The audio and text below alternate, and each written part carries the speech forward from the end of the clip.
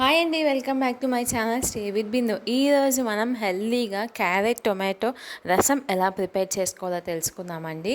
చాలా ఈజీగా క్యారెట్ తినని వాళ్ళు కూడా ఈ విధంగా క్యారెట్లో ఉన్న విటమిన్స్ అన్నీ దొరికేలాగా ఈ విధంగా మనం రసం ప్రిపేర్ చేసుకోవాలండి. దానికి కావాల్సింది నేను ఒక 4 క్యారెట్స్ తీసుకున్నానండి.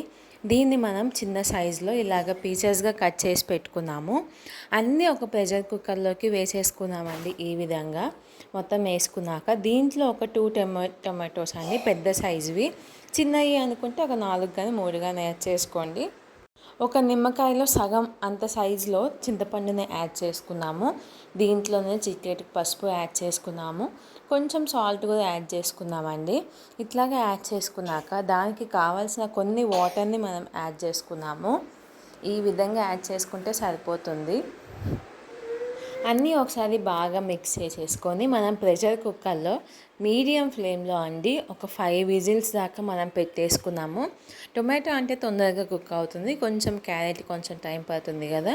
సో ఒక 4 కానీ 5 కానీ విజిల్స్ సరిపోతుందండి. ఆ ప్రెషర్ అంతా పోయేలోపండి మనం మసాలా ప్రిపేర్ చేసుకున్నాము. ఇదే మెయిన్ ఇంగ్రీడియంట్. దీంట్లో ఒక 1 టేబుల్ స్పూన్ దాకా ధనియాలు, ఒక 1/2 టేబుల్ స్పూన్ దాకా మిరియాలు, ఒక టేబుల్ స్పూన్ దాకా జీలకర్ర యాడ్ చేసుకొని ఈ విధంగా కొంచెం కచ్చాబచ్చాగా ధనియాలు దొంచేసుకొని మనం ఫ్రై చేసుకున్నాము. ఫ్రై చేసుకున్నాక మొత్తం పౌడర్గా ఈ విధంగా మనం మొత్తం గ్రైండ్ చేసి పెట్టుకున్నామండి.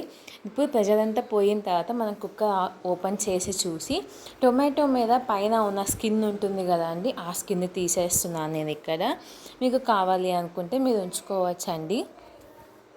ఇవి కొంచెం వేడి మీదే ఉన్నప్పుడే వాటర్ అన్నీ లేకుండా జస్ట్ క్యారెట్, టొమాటో, చింతపండుని ఇట్లాగా మిక్సీ జార్లో యాడ్ చేసుకొని బాగా మెత్తగా పేస్ట్ చేసుకొని ఒక బౌల్లోకి ట్రాన్స్ఫర్ చేసుకున్నాము. దాంట్లోనే మినిమం ఒక 200 నుంచి 400 ml దాకా వాటర్ నేనైతే యాడ్ చేస్తున్నానండి. మినిమం 400 ml వాటర్ యాడ్ చేసుకుంటే అది ఉడికే కొద్దీ కొంచెం తగ్గుతుంది కదా. దీంట్లోనే ముందుగానే గ్రైండ్ చేసి పెట్టుకున్న మసాలా యాడ్ చేసుకున్నాము. వెల్లుల్లిపాయలు ఒక 4-5 దంచి యాడ్ చేసుకున్నాము.